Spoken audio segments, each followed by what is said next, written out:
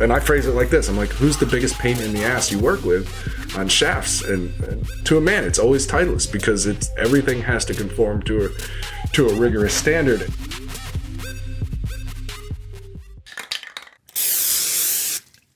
What is up, everybody? How you living? Welcome back. It's No Putts Given, episode, Tony, 107. Who cares? We don't stop counting. Whatever. The best part of this episode is that Josh Talge is here. Josh, nice to see you guys. Who's Josh? Great to be here. Just in case people don't know who Josh is. Well, Josh Talge is the one, the only, the VP of equipment, marketing, all things Titleist. Yeah, all sort of Titleist golf club marketing. You can funnel all the questions right here. So you're not allowed to touch the ball, though, right? I am. I did feed some golf balls to some of our players this morning. We're doing, as you can see by my exciting surrounds here, I'm actually in a storage closet at beautiful Dedham Country and Polo Club just outside of Boston.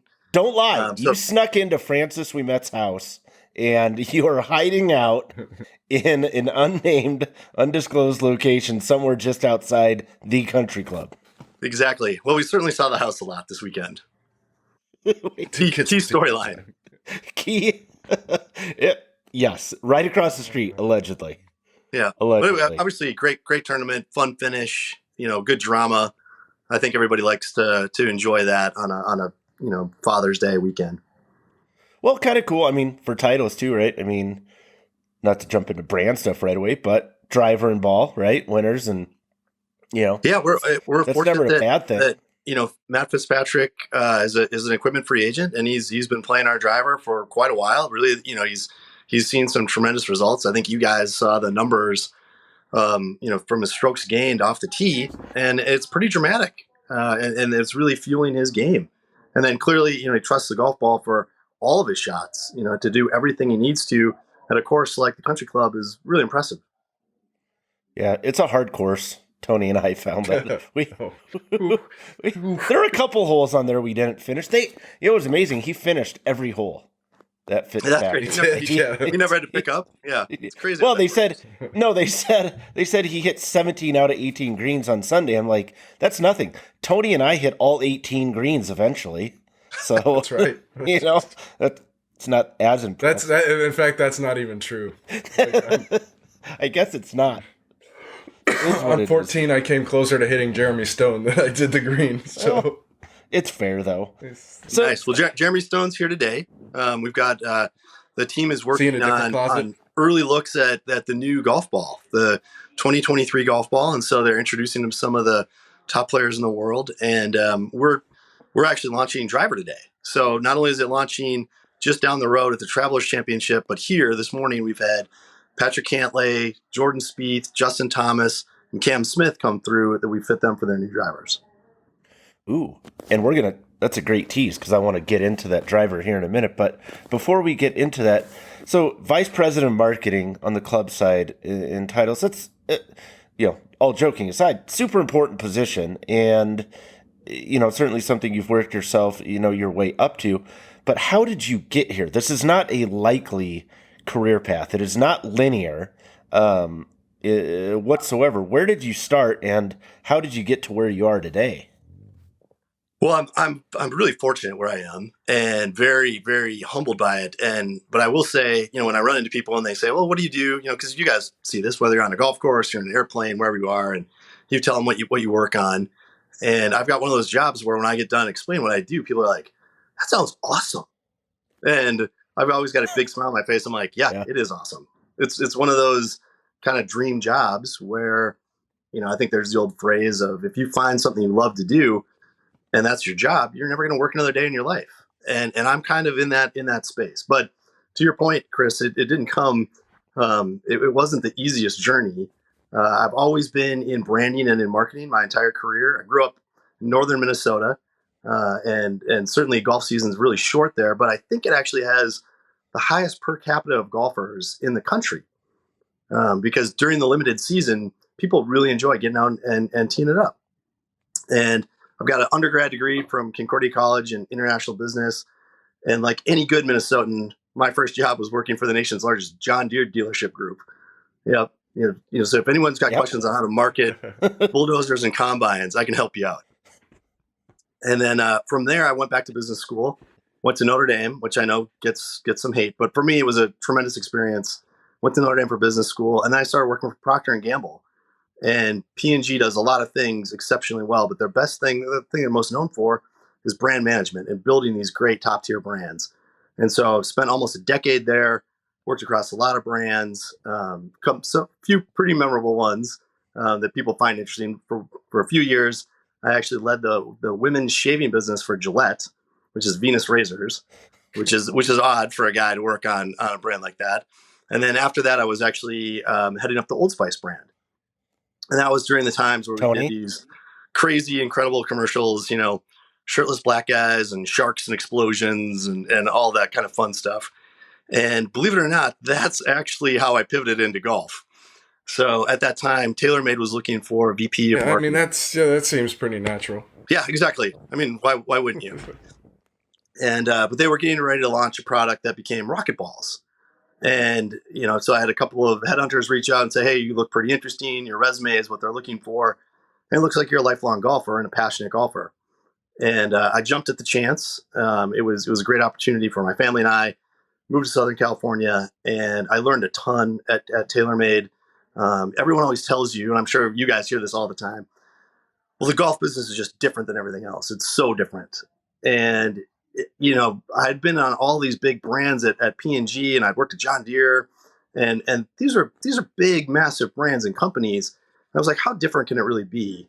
But it is really different. And specifically, really understanding product was different. And so I learned a ton about the business. I learned a ton about product while I was at TaylorMade, and then took a quick detour out of the golf space because I think I needed a little bit of a break, and then missed it day one. And I was so fortunate when this role came up at Titleist, and it's been just a perfect fit. I love every minute of what I get to do every day. And my team and I, we pinch ourselves that this is really what our job is. And we get paid, to talk to golfers about clubs. And it's really pretty fun. So back up a second. Tony, do you have a question here? I think there's something. Yeah, because Josh and I actually met when he was at TaylorMade and sort of bonded over the lethal golf ball, so to speak, and at least the name.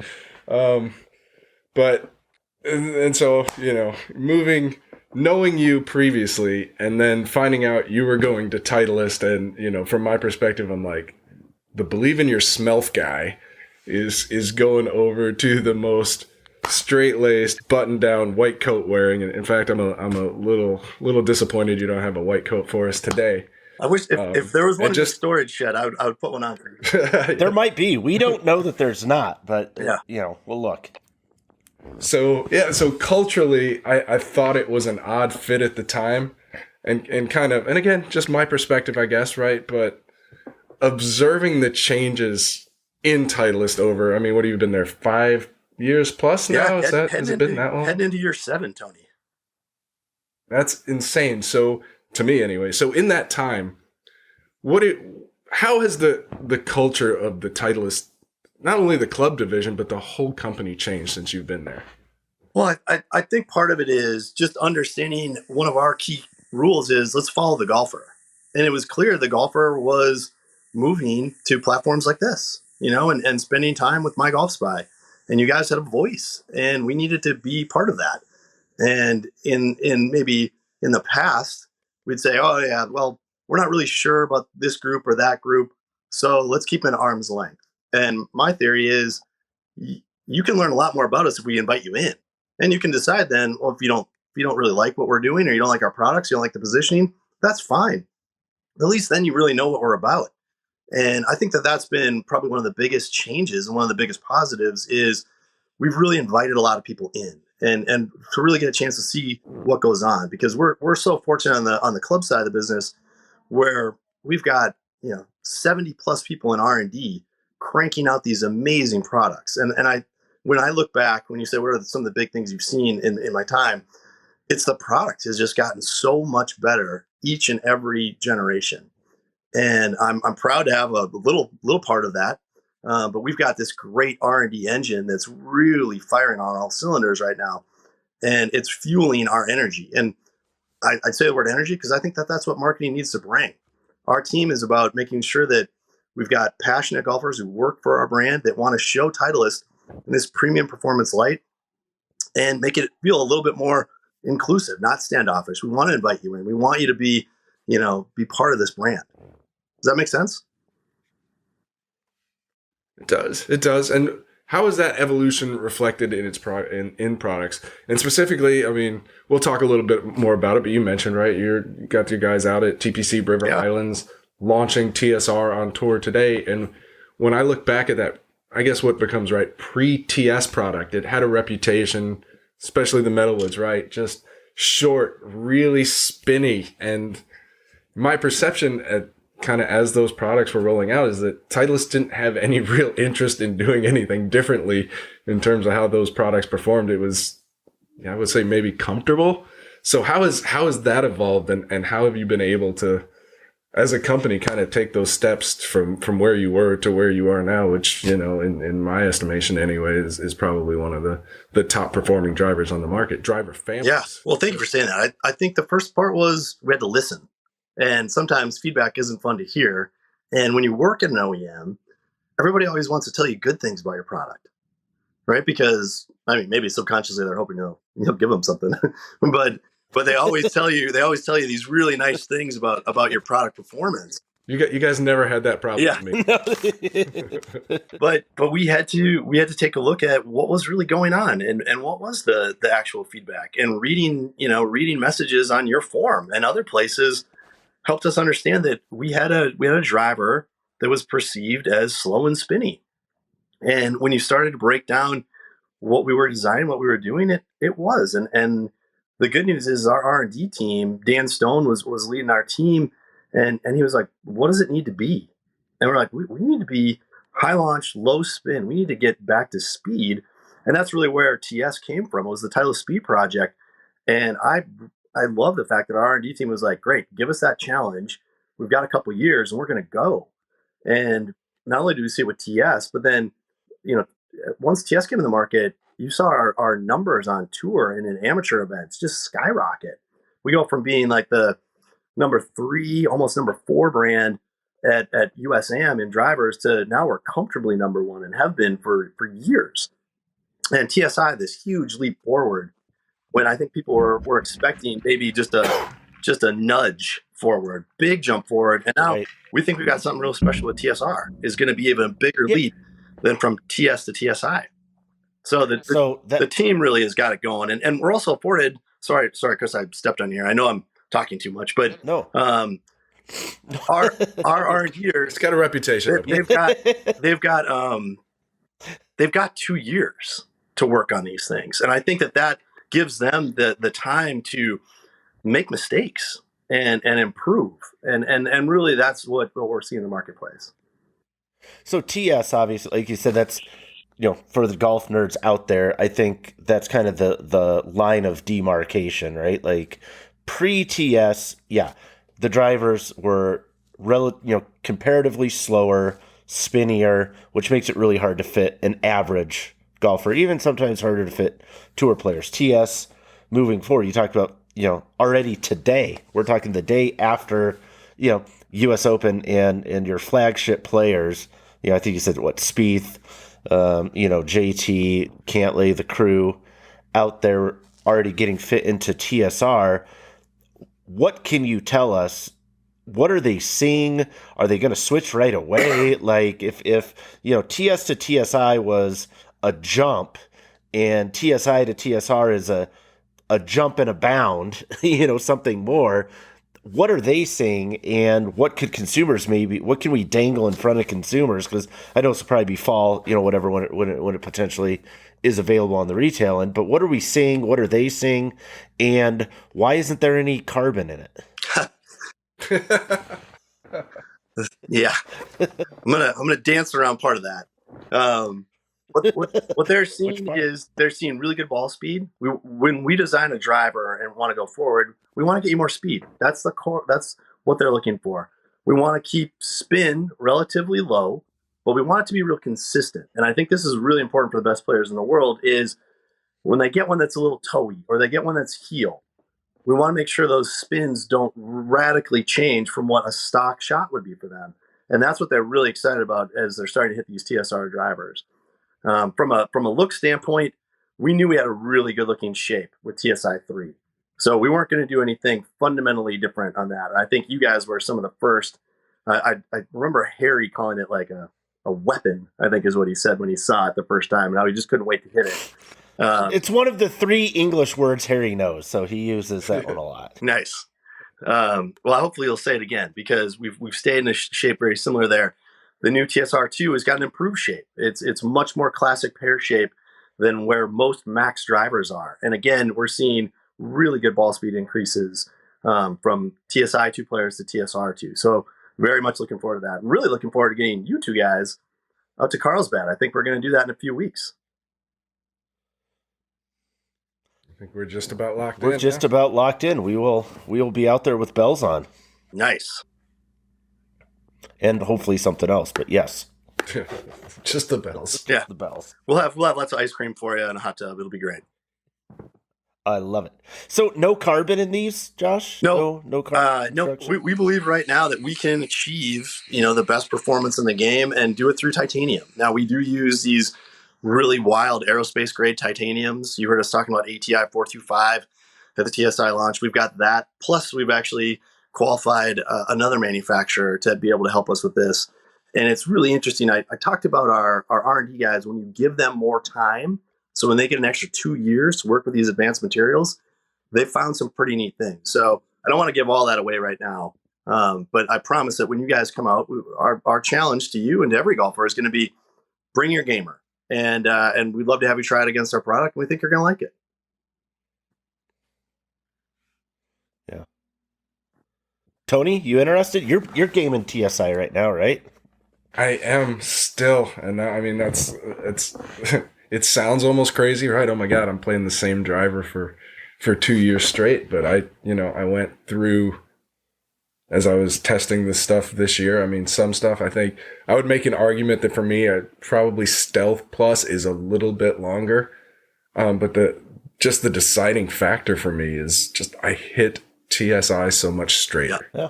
Like it's not suffering for distance in any way at all, and it just for me it just stays between the lines. And for a guy who spent most of his life coloring well outside of those lines, there's just not a trade-off to be made there. Well, and I think this does something so well. Yeah, and not to oversimplify fitting, because there's certainly things, when you talk about fitting the best players in the world and looking at spin performance and maybe spin retention or spin degradation on off-center hits, great way for amateurs to get fit around the drivers. Okay, so, take 5 drivers that you hit the longest or hit the furthest, and then of those 5, maybe which do you hit the straightest, right? And so, yeah, there may be, let's say, a 10 to 12 or even 8 to 10 yard difference total. So let's say you're 270 to 278 total, but within that range, if you're hitting something straighter, that's going to, far more than offset any type of, it's always interesting to get people, they see 7 yards, 8 yards, 10 yards difference, whatever. And then you're sitting out there on the range with them or whatever. And you're like, that's the distance from me to you. And they look and they go, wow, that isn't a whole lot. I don't want to gain that and give up. If they're smart, right? I don't want to give up this amount of dispersion. And I think that's the thing for me. It's not 8. It's like 2. And so yeah, it's not even. Which is like within the air range for weather conditions, right? That's certainly our design philosophy. When we talk to our R&D team, it's about, hey, when you go on a golf course, you could hit 10 drivers in a round, right? Those are swings you're going to have. And how many of those 10 swings are really great swings that puts your ball in position to score well? And that's our goal, is that we don't want to just build you a driver that gives you kind of like that home run derby of you got one really good shot with it into a hitting bay. We want to give you really great consistency that's going to play well when you're on the golf course, because that's how we think about our clubs. All right, so marketing wizard, Mr. Talge, how do you get that message to consumers where it's speed, speed, speed, speed, faster. Everybody wants more speed. Again, we saw Fitzpatrick. I'm sure that Stack System and Sasha and Marty Yeah. Dixon, they're blowing up this week because they got a lot of well-deserved praise for that product. And you saw, Chris, we attributed all that to TSI 3. So I don't know if that was it. Come on. It's possible. It's possible. But at the same time, right, the absolutely not sexy, boring part of that story is the consistency in performance and getting your ball in play more often. And it seems like consumers don't really, hey, this is our most consistent performing driver of all time, and I'm going to sell 4 of them, right? So how do you pair those messages together in a way, because we all know that consistency, that part is hugely important in terms of shooting a lower score, which hopefully people want to do. But so many people do, to mention your phrase, play the home run derby, right? When they're getting fit, like they get one that they just absolutely bombed and they're like, send me to the register. Let's go. Yep. So how, from a marketing standpoint, how do you get people to really believe that and feel that in a way that translates to them walking away with that particular product? Well, it starts with fitting. And if we can get you to go do a proper fitting with a good fitter, that's when you're going to have someone who's, maybe that angel on your shoulder explaining to you that it's not just the single best, longest shot, because the other 10 balls you hit with that driver were all over the planet, right? So if we can get more people to go get fit, and we're consistently surprised that the number's still pretty low when you consider, it's $550 for a driver, $500. It's a real purchase. And whether it's our studies that we do or the studies I read that you guys do, it's somewhere in that 60% of golfers have been fit for a driver, not necessarily fit for their last driver. And that's really important. Go in, get fit. If we can get that message out, and I think this is a category-wide message. We should all be saying the same thing. But does it help Titleist? Sure it does, because we're going to be really fast. You're not going to get beat by somebody else, but we're also overall going to be really straight, very playable, very forgiving. So anyways, I would just ask you guys, just keep pushing the go get fit message. Yeah, we try. It's tough. It can be. So all right, you've got now, you said 7 years at Titleist. When you came in, I think there was a perception, and I think this perception still exists, and I know you fight against it, but I'd like to kind of get your take on how you feel about it now. But it's the idea that Titleist is a golf ball company that also makes clubs. Well, I think we've got so much proud heritage in golf balls. I mean, we were just the number 1 ball at the U.S. Open for the 74th year in a row. That's a pretty cool thing. We haven't even sold golf clubs for 75 years, let alone have that type of validation. But we are a golf company. If you look at our ticker symbol, it's GOLF. It's not BALL, because we're more than just golf ball. But boy, our role, we benefit so much in the club business from having this halo of golf ball, because Pro V1, Pro V1X, and then throw in the dot dash AVX, the rest of the group. I mean, they've created such a great brand and a great positioning that we just have to live up to that in our side, and make sure that we're building great golf clubs. And I think we're doing that right now, and we're growing the business. You guys see the breakdowns. I know that Barba, I think, is usually one who breaks down the earnings releases, but the club business for us continues to grow, continues to be an engine to drive our total company forward, and we're really excited about that. Where's the biggest opportunity, do you think, on the club side? Because, and the reason I mentioned that is, I don't think it's with wedges. Vokey is established as, a hallmark brand, right? I mean, when you think about things others get compared to, right? Everybody compares balls to the Pro V1 franchise. So much of testing in the marketplace too, right? Wedges are compared to Vokey and his franchise. We talked on a couple podcasts ago around the Cameron franchise, bringing in Austin Rollinson and doing some things there, which again, Cameron is kind of its own entity and its own bar, but that kind of leaves, right, the rest of that space. And it's like, okay, when really critical consumers look at the rest of the equipment categories, they have these hallmark brands that they think of. Maybe they think of Mizuno irons or some of these Japanese forging things. Your listeners sure do. Yeah, they certainly do. And there was a time back in the day when Titleist did use Endo for forging its top end products. On the metalwood side, it was 2 years ago where 60% of all drivers sold were either Callaway or TaylorMade. So where is the biggest opportunity for you in that remaining space to say, hey, we have the hallmark putter, ball, wedge. You talk about bringing those other brands kind of up to that bar that's been set. Where's that opportunity? Well, Chris, you nailed it. You kind of answered your own question, which is if we can get our irons and metals to the same position that we're in with wedges and putters, that's a really great place. I would say, so let's say wedges first. The number one way for us to grow a wedge business, we got to keep teaching consumers that their wedges wear out. Now, Vokey wedges lasts, I believe, best in class because of the heat treatment we do. But overall, after 75 rounds, you're starting to have this groove degradation, right? You're losing spin. And I was looking at the studies you guys have done, the ones that we've done. Average person switches their wedge about every 4.5 years. And then we look up how many rounds do you play, and it's 50 plus a year. Yeah. So clearly, some guys had 600 yeah, rounds. clearly we got people that are playing really worn out wedges. So that's an opportunity to just, again, let's help the golfer. Let's educate a little bit. It's not really about us needing to sell more wedges. It's about helping golfers hit better wedge shots because they're going to spin. The stopping power is going to be there. And then irons, we've continued to grow that business. You mentioned the guys at Endo and Fushen, or Endo and Mizuno. We continue to look at what can we do in irons. And I think that we've built a really good iron franchise. Marty Inez leads our development team there, and has really put together, along with JJ Van Wiesenbeck's feedback, who heads up our PGA Tour team. We've got some stunning product coming in the years ahead that I think is gonna help us continue to do that.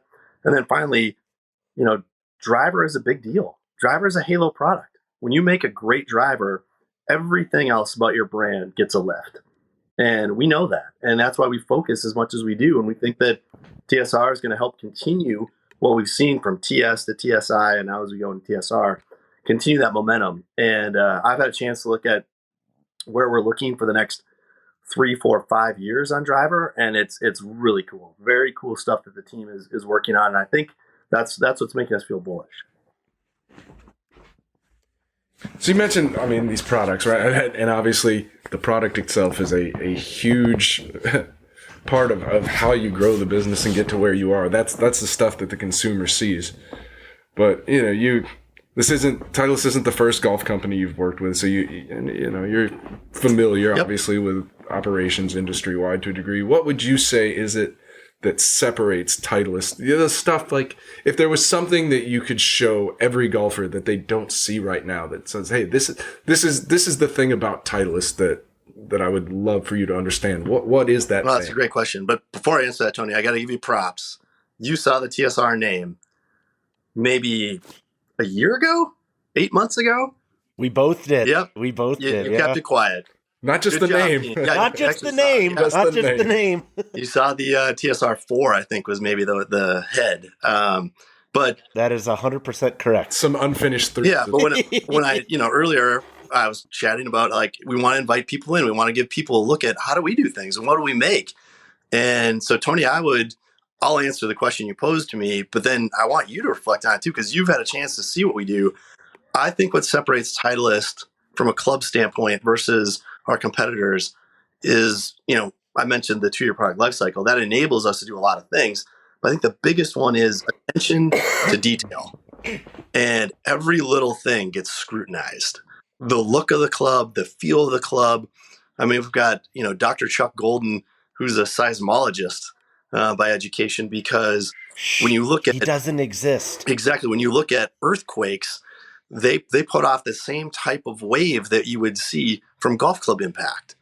And we're just looking at those little details in every area. And I was at the Scotty Cameron studio last week with a group of our international partners. And Scotty was in his element. He was milling putters and showing us how the differences are between the types of milling that he does and showing us how he finishes putters. And the attention to detail is just exquisite. I mean, it was so impressive. And I see the same thing with Aaron Dill and Kevin Cicero on the wedge team. That at every level, the teams are really looking at things differently than we have before. And then you guys have been on the tour with Brian Lamb to see how we build clubs. And I'd love to get your insights as to what did you see with how we assemble clubs versus others. You know, the assembly piece is interesting because you guys, I mean, the technology you have there for things like adjusting lie angles to the point where you have mold specific heads for every club you make so that you can make precise lie angle adjustments. I mean, that stuff is, you know, what I tell people is I'm a big fan of doing my own club work. Like I like to build my own stuff, and having been through a lot of facilities, I felt like for the most part I can do what everybody else can do. And then I walk through your facility, I'm like, well, I can't do that. Like if I don't have that machine. I don't have anything like that machine. But for me, I think the one thing that stands out is the way you scrutinize product from your suppliers. Yeah. That was to me, and you have a guy, Don Bone, right, who qualifies every shaft that you guys put into a stock lineup or even offer as an upgrade. You've got that machine back there that basically cooks grips to simulate a year's worth of wear. Both in UV light, we've got I kind of look at it as all of those things we test for. It's really cool. And it's right, and it's a very simple understanding in my mind, this idea of like, yeah, all right, the club says Titleist, right? When I buy a golf club, I buy a Titleist, I buy a TaylorMade, whatever, right? That's what I buy. Especially if I'm buying off the rack or fit from stock, I don't buy a Titleist golf club and a Project X shaft and a Lambkin grip. These aren't separate things, even though they very are obviously separate things. It's still all part of a Titleist golf club, and so, you know, that bit of understanding, like it is your name that is on that club. And so everything that is a part of that has to meet a standard is impressive. And so when I see things like the way you guys test shafts and you tell me, hey, you know, we're extremely rigorous in what we do. And then I'm able to call a couple guys who work for shaft companies that I know and say, hey, who's, and I phrase it like this. I'm like, who's the biggest pain in the ass you work with on shafts? And to a man, it's always Titleist, because everything has to conform to a rigorous standard. And seeing that, like, I'll look now, right? You guys got the machine where you just pile the basically dump sand pellets on a shaft to see if the paint wears off. Huh? And you see that, right? It basically simulates that point where the shaft rubs against the bag. Like that's where you see it. And so now I've started to look around at people's bags when I see that. I'm like, yeah, that would never happen if if this shaft was attached to a Titleist club, that would have never gotten through. So it's that little thing. And the thing where you sample all of the product from your suppliers and basically QA check it on your end before you put it into anything. I mean, I've never seen that anywhere else, certainly not at the level. And then kind of the side piece that makes me laugh is like, hey, if this stuff is out of spec and you have to recheck, you bill your suppliers for that. Oh yeah. And that's, to me, is like, that's insane. But it's like, hey, you bought something, they didn't deliver it, you had to do extra work to make sure that it is what it's supposed to be. Somebody else should have to pay for that. But it's all these little things. And it's similar on the golf ball side, maybe to even more of an extreme, where it is like a million little things that go into it to say, hey, yeah, this, we put our name in this. And so it has to meet a certain standard. I love analogies. And that made me think of another one where I've always wanted to do this. And I might now, because there's precedent for it, with Tony mentioning, billing the suppliers for the additional time you had to put in because they did a shit job or whatever, is like my wife went to a doctor's appointment last week. It was a 15-minute appointment, but they had gotten backed up. Some things had happened, and it took about an hour longer than it should have, right? And had you been an hour late for your appointment, they would have canceled it or billed you appropriately, right? So I told her, send your doctor a bill for an hour's worth of your time. They wasted an hour of your day.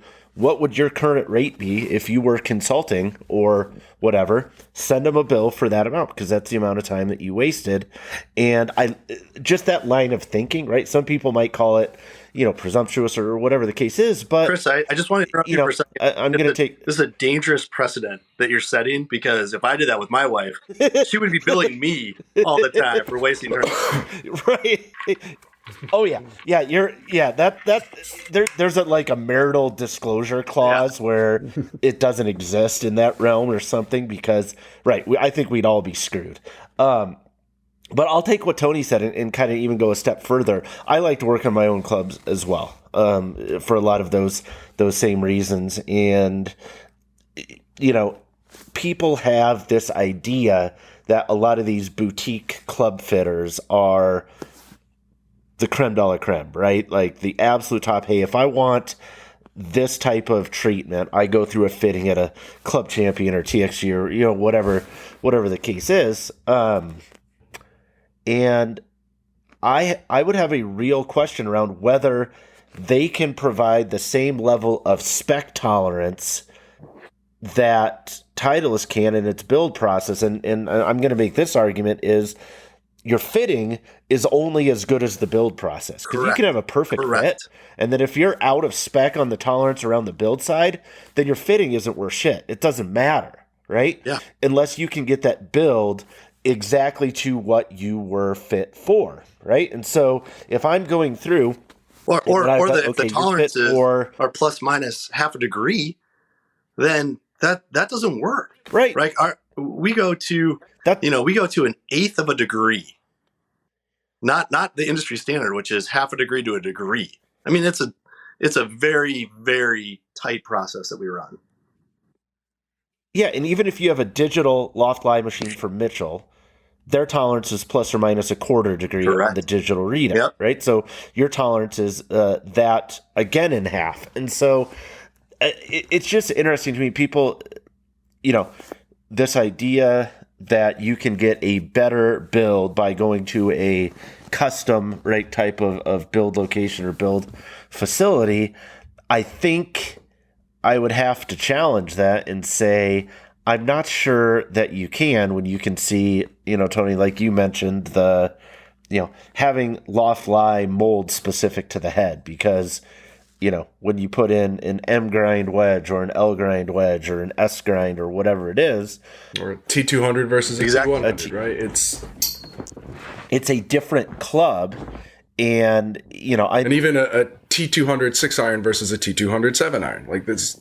Right. It's all a different thing. It's all a different thing. And I know, I'll throw Mizuno out there too. I know that one thing I learned a while ago that I liked that they did was, they do the loft lie adjustment first and then cut to length, right? And some places will do it just the opposite. And you can actually, again, you're talking maybe a 16th of an inch or a 32nd of an inch. But if you want to really make the argument that you have the most precise approach, or, Titleist doesn't talk about spec tolerances as much as hey, the spec is the spec. Like the tolerance is the spec, and we get nothing is perfect 100% of the time, because it can't be, but it isn't like, hey, we're plus or minus this. It's no, we are going this. The desired spec is the tolerance. Yeah, exactly. And we understand that can't be that way 100% of the time. So I think, and that's not a knock. I'm not trying to knock Club Champion or these other places. No, they do a very I'm not saying that those aren't good. They do a fantastic job. But this idea that you can't order directly through an OEM and get the same level of spec tolerance is just nonsense, because in some situations, it's actually going to be better. Yeah, I can't speak to the other OEMs, but I can speak to ours, which I believe we've got the best process and the tightest tolerances out there. When I was on a tour the other day with this group, same group that we took over to see the Scotty's team, they were bending, and we were showing this team like how we bend for loft and lie. And this young lady was bending lie angle, and she needed to get to 63 degrees, and we looked at her readout, and she was averaging 62.98. And so you're just like, okay, one, it's really cool that we measure to the 100th decimal point. and 2, she's crushing it, right? Just perfect every single time of like, this thing's leaving in spec. Mm-hmm. Yeah, the machinery is just like, yeah, I want all of this in my basement. Like, this is what I want. Yeah, the team really loves This is building their own the right way machines to because do it. that's what usually happens is we realize that there's not a third-party machine. And so we've got this great engineering group that just comes up and they're like, okay, well, we could build that. And, they do it. And then it really, gives us that advantage in the marketplace. Yeah, I think it'd be interesting exercise for people to do. I did this a couple of years ago where we were talking about, Tony's pain in the ass question. Like, hey, who's the biggest pain in the ass in the industry to work with on the tolerance side? And you go through the Titleist website, and if you don't see, if you're like, hey, is this shaft any good, or is this grip any good, or whatever, and you don't see it as an option, right? If you don't see it as an upcharge, or you don't see it as an option through Titleist, you can make an argument and say, well, then there's something that's wrong with it from a quality standpoint or a durability standpoint. So maybe best to steer clear of that one. It's not the worst barometer for sure. And once again, I got to apologize for my terrible voice. The New England pollen count seems to have wiped out my throat. Southern California boys. Yeah, I know. Native Minnesotan and I have gone soft. I fully admit it. It happens. I'm jealous. So you're jealous? You wish you had allergies, Tony? Right now, is that what you're jealous of? Southern California. Oh, you work in Southern California. You're always welcome. That's fair. You guys can come anytime. You get a free pass. All right, here's big important question for you, Josh. Okay. Speed round? Speed round. Best breakfast cereal. Oh, God, I love breakfast cereal. Okay, so... I know, because I'm going to throw some other ones at you, and we're going to go thumbs up, thumbs down. No. I got a list of questions. No, I mean but only what's one your breakfast favorite? cereal. For right now, Okay, yes. Reese's. Reese's peanut butter puffs, I think they call them, are spectacular. Okay, so as a kid, what do you remember? Like, let's do some throwbacks. Do you remember Raisin Nut Bran? Oh, yeah. 2 thumbs down for me. 2 thumbs down on the Raisin Nut Bran? Why? Because it instantly turns to mush, right? You can put, like a tablespoon into a bowl with milk, and if you don't eat it all in your first bite, it's mushy. So that's a 2 thumbs down for me. My favorite cereal as a kid was Count Chocula. So, if you really do start your day with just tons of sugar and chocolate, that's your go-to. Don't get me started. You need the Christmas vacation. What was it? The non-nutritive. Yeah, exactly. The food preservatives. Semi-osmotic, non-permeable. Yeah. They've ruined Chocula. And as you guys know, I'm fairly high energy all the time. So imagine just being super sugared in the morning. What that would look like. Imagine your parents hating you. Yeah. Well, they bought on Count Chocula. Well, yeah. So I'm a little surprised they let you have sugar cereal. So what else was in your pantry as a kid then? Lucky Charms. Love Lucky Charms. Lucky Charms is top 5 for me. I also me too. Really enjoy Cinnamon Toast Crunch. That'll properly get you buzzing in the morning. I have that one up there right now. Okay, so you're obviously a big sugar cereal fan. We've established that. What's your favorite healthy choice? Are you a Special K guy, Grape Nuts guy?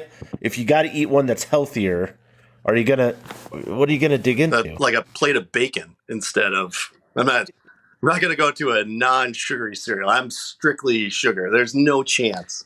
Like Cheerios. What about Honey Nut no Cheerios? Good. What about Honey Nut Cheerios? Is it passable? That's in. I would eat Honey Nut Cheerios. Passable. But I think that those. Okay, but not regular Cheerios. Regular Cheerios is terrible. Terrible. Regular Cheerios out. Rice Krispies, I got to think, are out. Only if you put sugar on. In the Rice Krispie treat. Yep. Okay, that's fair. You just gotta top off your bowl. Which is exactly what we did when we were kids. And I look back on that and I'm like, hell yeah. How is this a better plan? That we would just take a big tablespoon and dump sugar on there. Yeah, absolutely. I love Tony. What's your favorite? Oh man, I'm still.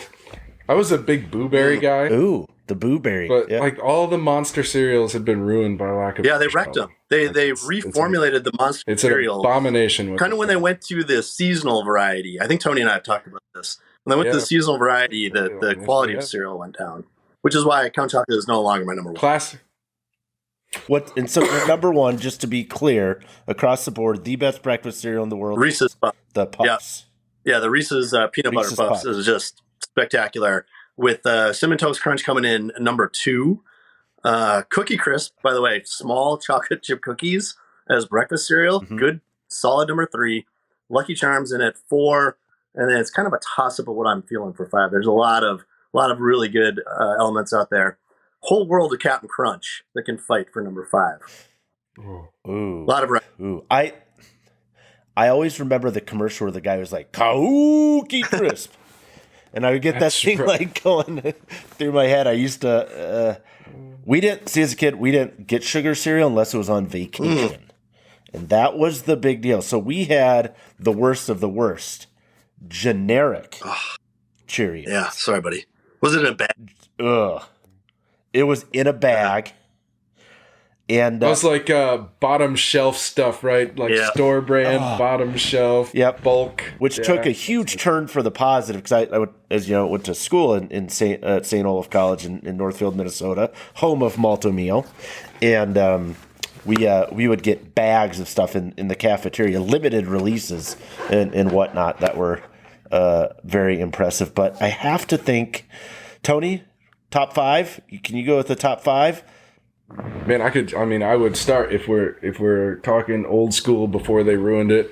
Mm-hmm. You could run me through the monster cereals. Like it would be, Boo Berry, Count Chocula, Frankenberry, good right there. Ooh, Frankenberry. Think again before they ruined it.